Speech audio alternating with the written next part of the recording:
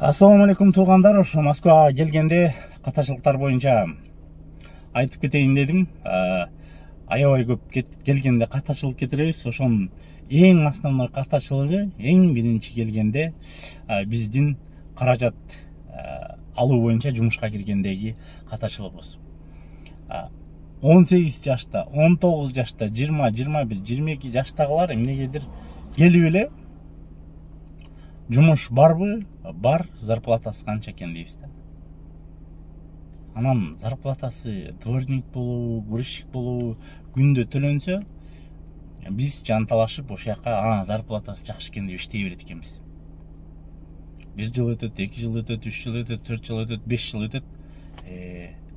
5 жылдан кийин силер уже ошол жумушта иштеп калгандан кийин үмүтүңөр бөлөк нерсеге барыңар да келбейт, духуңар да жетпейт. Өзүңөрдүн жеңиш да кыйын, андан бөлөк ишти мен кыла албайм деген мээңерге бир нерсе сиңип калат да. Калыптанычы. Сементти куюп койсоң бир жерде катып калат го.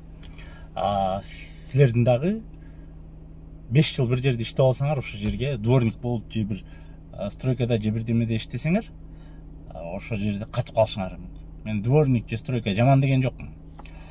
Просто айтканым 17, 18, 19, 20, 21 жаштагылар Москвага келгенде эмнегедир бирөөбүз да сурабайбыз да, зарплатасы эмес, кайсы жакка чейин өсүп барсам болот экен. То есть карьерный рост же кандай мен өзүмдүн келечегим үчүн профессия ала алам.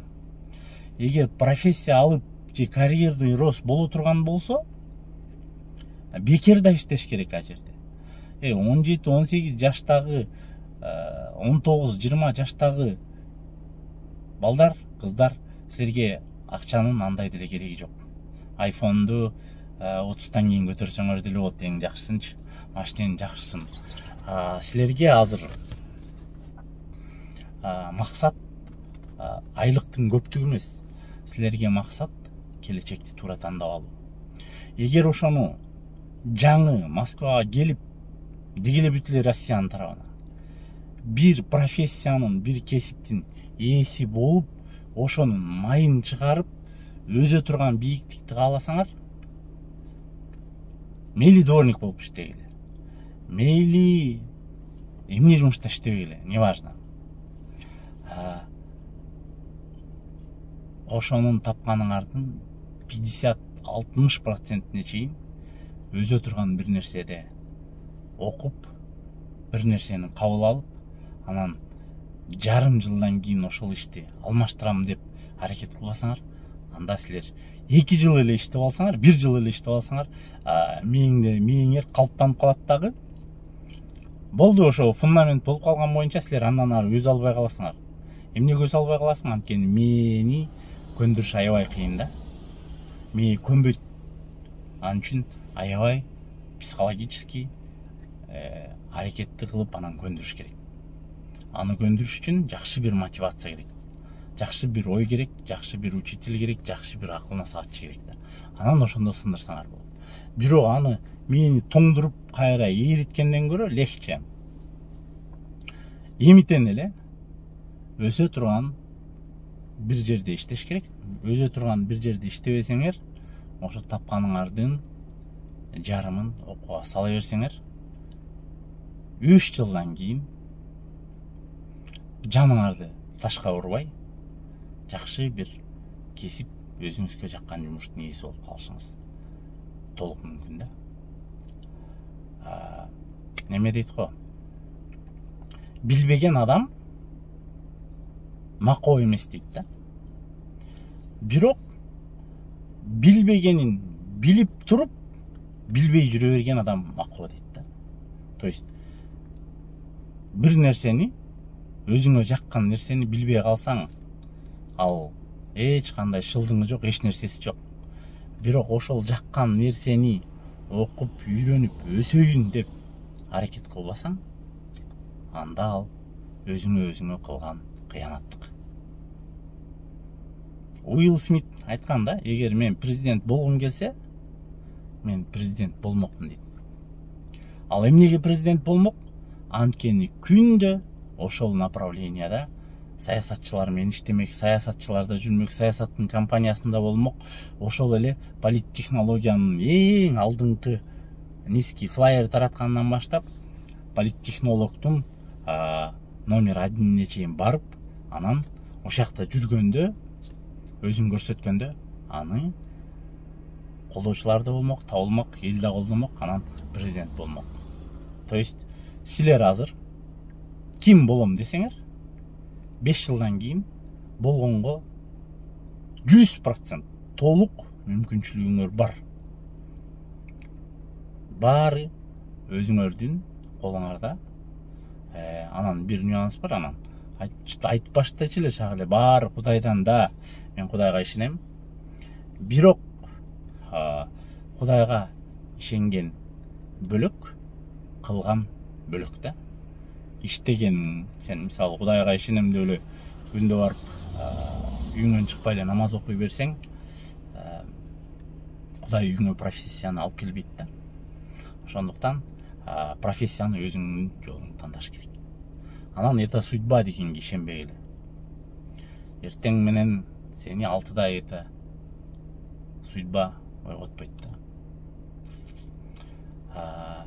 Кечинде сени судьба, сен жакшы көргөн айткан отмазка, ал сени жаткырбайт. Ошол эле судьба сени бир собеседованияга түртүп барбайт да. Баарын сен өзүң кыласың, кылгандан кийин анан ошонун акыретін, акыбетин кайтканын көрөсүң. Баары эмне үчүн болуш керек? Осознанно, четкий, уверенность менен болуш керек. Ошондуктан темадан алыс кетпей дагы бир айтайын. Туугандар, эң биринчи келгендеги биздин жаңылыш зарплатасы бийик бекен деген сөз да. Жок. Менин акылым өзө турган жер бекен, мен карьера кыла турган жер бекен, мен бир нерсе үйрөнө ала турган жер бекен дегенди тандасаңар, приоритет ош жерде болсо, кыргыздарда жакшы сөз бар да, амалың амалыңа жараша акыбал берем дейт да. То есть сен амалың кандай болсо, Кудай ошондой акыбал берет да. Сен амалың эптеп бирөөнү алдап кете турган болсо, сага ошондой акыбал берет. Алдана турган киши та берет да. А эгер сенин амалың таза, ийгиликке жетем деген жолду тандасаң, Кудай сага ошол акыбалды берет да. Ошол адамга жолуктурат. Ошондой адамдар менен бир круг кылат. Сен алдыга жутунган адамдар менен, тытынган адамдар менен кандайдыр бир себептер менен сен ошолорго жолугуп, ошолор менен өсөсүң да. Эмне үчүн алкаштар таап алат? Эмне үчүн наркомандарды таап алат? Эмне үчүн жанагындай кыздар ошондой кыздарды таап алат дегендей кеп да. Ошондуктан эмне үчүн топ менеджерлер баары чогуу жүрүшөт? Анткени сен амалың туура болчу, анан ошондой курка өзүңөн өзүң кошуласың. Ошондуктан амал кылгыла, анан приоритетти туура койгула. Эч качан зарплатанын бийиктиги менен силердин 5 жылдык, 6 жылдык өмүрүңөрдүн өтүп кетишин эсептешпегиле да. 60 миңдик, мейли даже 100 миңдик зарплата болсун. Дворникте 5 жыл иштейсиң, да, баарын аласың. Вопрос, өмүр бою ошентип иштейсиң. Өмүр бою ошону каркалап жүрүп өтөсүң. Эртең менен 4-тө туруп, кечке чейин. Жок. Биз эмне кылышыбыз керек? Биз айлыгы 10 миң болсо дагы өскөнгө аракет кылыш керек. Айлыгы 5 миң болсо да өскөнгө. Ошол эле дворниктин 100 миңин алып, 50 миңин өзүңүздү өнүктүрүү үчүн бир нерселерди жасасаңыз, 1 жылдач результат сиз тааныбагандай өзгөрөт. Ошондуктан баарыңыздарга ийгилик, приоритетти туура койгонду билели дагы, анан амалыбызды жакшы жакка буралы.